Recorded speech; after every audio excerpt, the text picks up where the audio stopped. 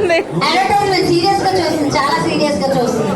ఇక ఇది just advertisement అమ్మా, దీనికి చాలా పైసలు కాదు, మన అందుకే గంట కూడా ఇస్తాడు.